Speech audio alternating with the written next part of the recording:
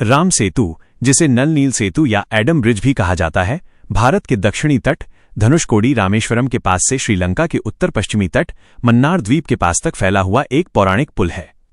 इसका वर्णन हिंदू धर्म के महाकाव्य रामायण में मिलता है। रावण द्वारा माता सीता का हरण किए जाने के बाद भगवान श्री राम ने अपनी वानर सेना के साथ उन्हें लंका से वापस लाने का संकल्प लिया। लंका एक द्वीप थी और भारत की मुख्य भूमि से लंका तक पहुंचने के लिए विशाल हिंद महासागर को पार करना सबसे बड़ी चुनौती थी।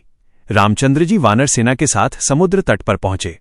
भगवान राम ने पहले समुद्र देवता से प्रार्थना की कि वे उन्हें अपनी सेना के साथ लंका तक जाने के लिए मार्ग प्रदान करें।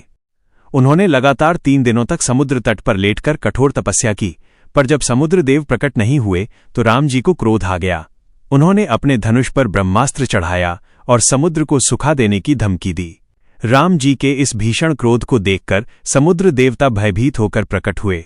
उन्होंने क्षमा मांगी और समझाया कि वे अपनी प्रकृति के कारण राम जी को चलने के लिए ठोस मार्ग नहीं दे सकते।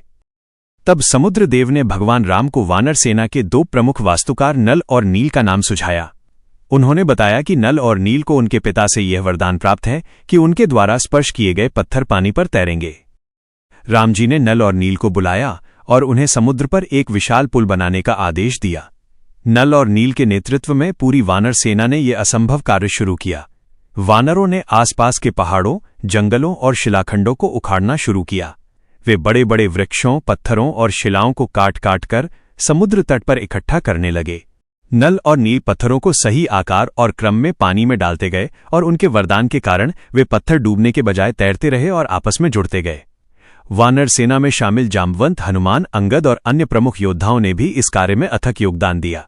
वे जय श्री राम का उद्घोष करते हुए काम में जोश भरते थे।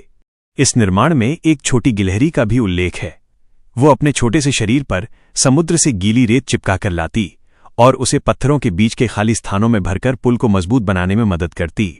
राम जी ने गिलहरी के इस निस्वार्थ प्रेम को देखकर उसे सहलाया, जिससे गिलहरी के शरीर पर 3 काली धारियां पड़ गईं।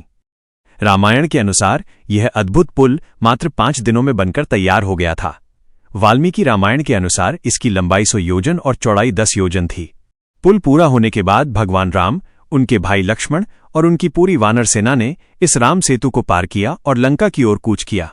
इस प्रकार नल और नील के कौशल और वानर सेना की भक्ति के बल पर भगवान राम ने रावण का वध कर धर्म की स्थापना की। आज भी रामेश्वरम और श्रीलंका के बीच समुद्र में एक प्राकृतिक संरचना दिखाई देती है, जिसे आधुनिक भूवैज्ञानिक एडम ब्रिज या राम सेतु कहते हैं। यह कहानी विश्वास, इंजीनियरिंग कौशल, भक्ति और दृढ़ संकल्प का प्रतीक है।